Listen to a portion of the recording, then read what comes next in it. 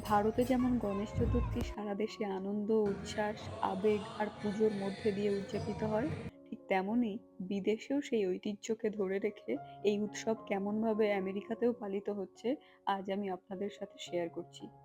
আমরা এখন ডালাস ডিএফডব্লিউ টেম্পলে, যেখানে গণেশ চতুর্থী উপলক্ষে একটা অসাধারণ আয়োজন করা হয়েছে।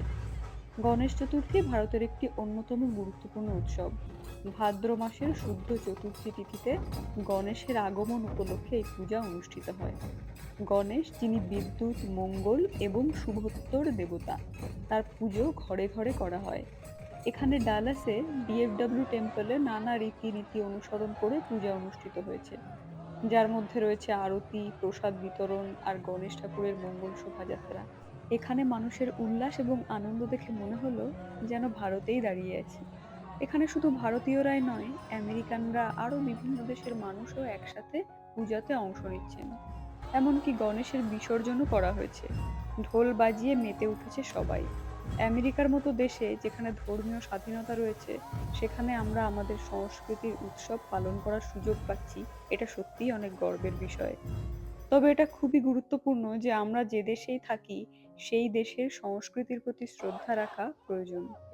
আমেরিকায় গণেশ চতুর্থী উদযাপন করার সময় আমাদের কাজ হচ্ছে আমাদের ঐতিহ্যকে উদযাপন করা, কিন্তু সেই সাথে স্থানীয় সংস্কৃতি এবং নিয়মনীতি মেনে চলা।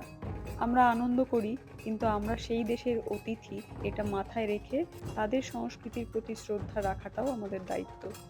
এছাড়া বিদেশে এই ধরনের আয়োজন বিভিন্ন দেশের মধ্যে সাংস্কৃতিক সেতুবন্ধন তৈরি করতে সাহায্য করে, যা আমাদের সবার জন্যই একটি ভালো অভিজ্ঞতা।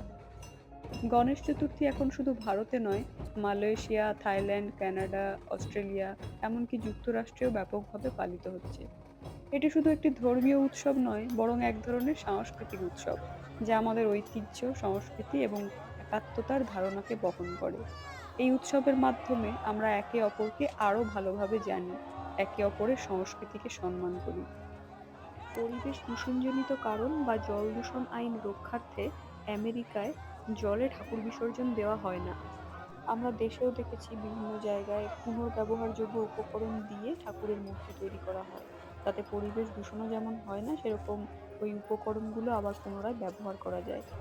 তো সেই কারণেই মন্দির কর্তৃপক্ষ নিজেদের মতো করে একটা ছোট্ট জলাশয় তৈরি করে সেখানে ঠাকুর বিসর্জন দেওয়ার ব্যবস্থা করেছেন, এবং পরবর্তীতে যাতে ওই যে মাটিটা থাকবে সেটা অন্য কোনো কাজে ব্যবহার করতে পারেন। গণেশ ঠাকুরের আশীর্বাদ জাতি ধর্ম নির্বিশেষে সকলের ওপর থাকুক। ভালো থাকবেন সবাই। ধন্যবাদ।